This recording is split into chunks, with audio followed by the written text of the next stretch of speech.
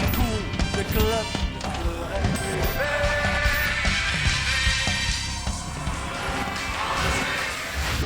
VVV staat misschien wel aan de vooravond van de belangrijkste wedstrijd van het seizoen. Na 2 achtereenvolgende nederlagen is een overwinning van de koploper hoog nodig. We blikken straks vooruit, verder aandacht voor de fanzone, maar eerst terug naar de laatste wedstrijd.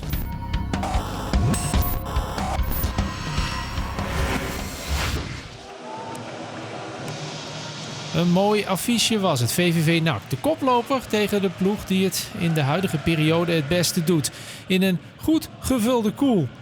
Jubilaris Ralf Suntjes, die zijn 250ste wedstrijd in de betaald voetbal afwerkte, had na nog geen halve minuut spelen de 1-0 al op het scorebord kunnen zetten. Daarna volgde een aardig eerste kwartier met kansjes voor beide ploegen. Zo ging een bal van Slegers via de paal en lat toch weer uit het doel.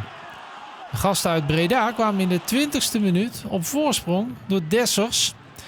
VVV oogde aangeslagen en zag NAC na een half uur de voorsprong vergroten met een prachtig afstandsschot in de kruising van aanvoerder Hamouts.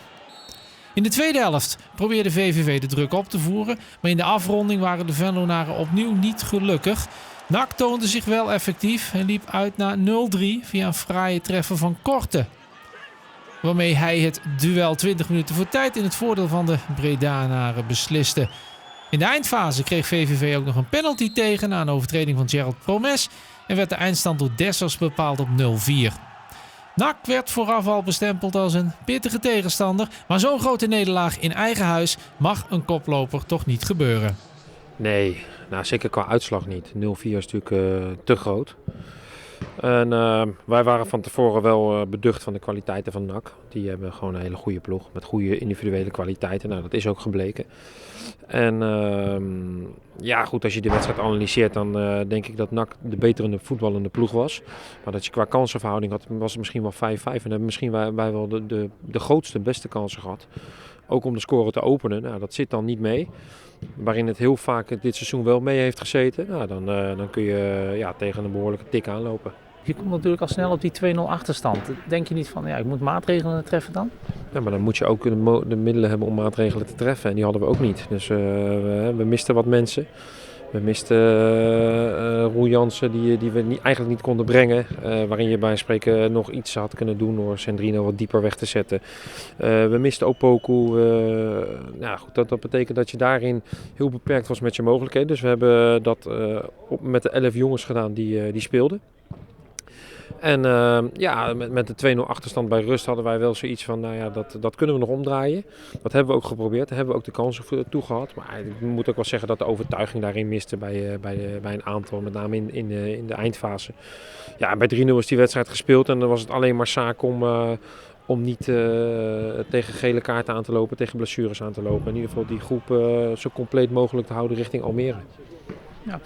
Vond je ook niet dat sommige spelers misschien al eerder het kopje lieten hangen? Ja, dat vond ik wel. Ik heb daar ook met de spelers over gesproken. Ik vond dat we qua overtuiging en uitstraling... kijk, bij 3-0 weet je, dan is de wedstrijd gespeeld. Maar bij 2-0, ik had ook in de rust ook nog echt het gevoel van... die wedstrijd gaan we nog omdraaien. Ook op basis van de kansenverhouding in de eerste helft. Hè? Want bij 0-0 schieten wij een bal onderkant lat en krijgen we daarna in de rebound ook nog een grote kans. Ja, bij hun valt hij dan wel binnen. Dus die mogelijkheden hebben we gehad. Alleen daar zijn we gewoon niet goed mee omgegaan. Dat is wel duidelijk.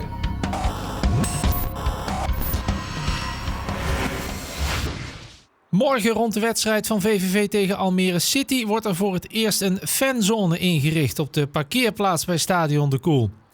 Ook de rest van het seizoen kunnen supporters rond thuiswedstrijden terecht in de fanzone. Wij merken dat toeschouwers eigenlijk pas heel laat naar een wedstrijd toekomen en na de wedstrijd vrij snel weggaan. En dat kan anders. Het initiatief voor de fanzone komt voort uit het plan De Trap Omhoog, waarin er ook aandacht is voor comfort, sfeer en beleving in het stadion. De fanzone wordt een plein met muziek waar supporters iets kunnen eten en drinken. We zijn er nadrukkelijk samen met supporters aan het kijken hoe wij ervoor kunnen zorgen dat een bezoek aan VVV nog meer een uitje gaat worden. En dat begint het rekken ook voor de wedstrijd, dus dat ze eerder hier zijn en na de hand ook zeker wat amusement te bieden. De komende 3 wedstrijden komt de fanzone dus op de parkeerplaats bij de Koel. Het is de bedoeling dat het idee volgend seizoen een vervolg krijgt. Over de invulling wordt gepraat met supporters. Dan is de plek hier achter mij niet bijvoorbeeld de plek waar dat die gaat komen. En het moet ook meer een binnenkarakter gaan krijgen, zodat ook als het minder goed weer is, supporters op tijd nog altijd in zo'nzelfde sfeer terecht kunnen komen. En de fanzone is vrijdag vanaf 5:30 toegankelijk en blijft na de wedstrijd open tot uiterlijk middernacht.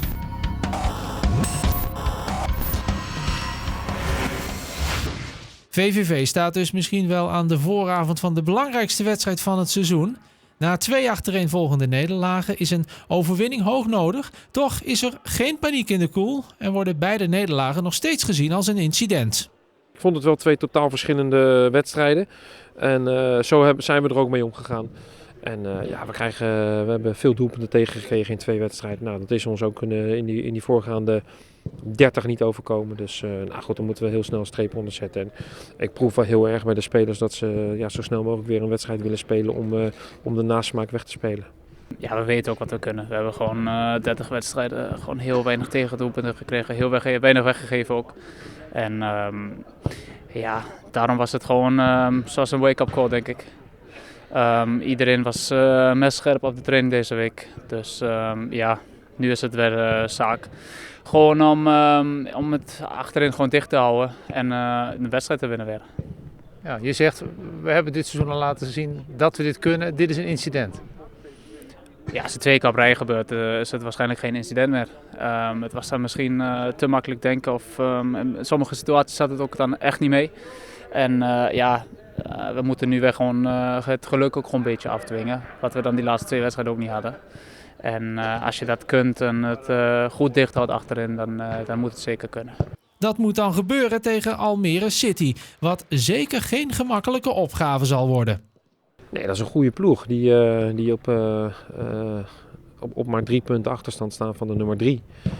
En die volop meedoen in de periode. Die een uitstekend voetballende ploeg hebben met heel veel individuele kwaliteiten. Die voordat wij daar uitspeelden ook een reeks had van 8 overwinningen op een rij. Dus dat is gewoon een uitstekend elftal. Maar dat zijn wij ook. Dus dat zal wederom een wedstrijd worden. Net zoals afgelopen week waarin de ploegen echt aan elkaar gewaagd zijn. Dus wat dat betreft is het affiche mooi. Ja, Almere is gewoon een heel goed voetballend team. Veel kleine handige spelers die heel goed met de bal kunnen omgaan. En die ook heel aanvallend voetbal spelen. Daarom is het echt belangrijk dat we er bovenop zitten. Vanaf minuut 1 gewoon laten zien wie hier thuis de basis is. En gewoon duidelijk ook laten zien wat we willen en dat is gewoon winnen. VVV moet dat in ieder geval doen zonder Roel Jansen, die waarschijnlijk een lichte hersenschudding heeft nadat hij deze week een bal hard op zijn hoofd kreeg. En Leandro Resida, die nog steeds last heeft van zijn enkel. Maar Stijn kan gelukkig wel weer beschikken over de lang geblesseerde Jonathan Opoku. Dat is de man die een doelpunt kan maken, die iets kan forceren. Creativiteit kan brengen. Creativiteit, die fysiek sterk is. Een belangrijke jongen in de groep. Dus die hebben we heel lang moeten missen. En we hebben dat wel heel voorzichtig gebracht. Ook vorige week tegen NAC vonden we het risico nog te groot. Omdat we nog 6 wedstrijden moeten. Dat heb je ook kunnen zien. Waardoor we bijvoorbeeld ook Roel Jansen niet in hebben gebracht tegen NAC. En waarom ik Rutte en Van Krooij met allebei een gele kaart op zak gewisseld heb. Dus je bent wel aan het kijken. Omdat het groepje toch, ondanks dat we in de winterstop 2 spelers erbij hebben gekregen. Ja, als je dan een aantal blessures hebt, dan is het groepje nog steeds heel klein. Zeker ten opzichte van je tegenstanders. Dus wat dat betreft ben ik super blij dat Jonathan er weer bij is. Hoe belangrijk is het dat er gewonnen wordt morgen? Ik denk voor de hoofd is het heel belangrijk dat iedereen weer het gevoel krijgt van wat we eigenlijk van een goed team zijn. Het was de laatste 2 weken zat er daar niet mee. Verloren we die 2 wedstrijden en dat is dan een beetje ongewend, want je staat er zo goed voor. De hele competitie al, je draait zo goed. En dus alles aan het doen om te winnen gewoon. Het vertrouwen op promotie en kampioenschap is er nog? Ja, natuurlijk. Je staat er nog steeds volgens mij 8 voor Ajax en 12 voor de concurrentie om promotie. Dat geeft natuurlijk ook aan hoe goed we het hebben gedaan dit seizoen al. Dus het vertrouwen is er natuurlijk nog steeds. Ja, die is in zoverre belangrijk dat je je wil revancheren. En dat je punten wil halen omdat je zo snel mogelijk de buit binnen wil halen. Dat is een feit. En we hebben elke keer van wedstrijd naar wedstrijd gekeken. We hebben helemaal niet aan scenario's gedaan van dan zouden we wat kunnen halen, dan zouden we wat kunnen halen.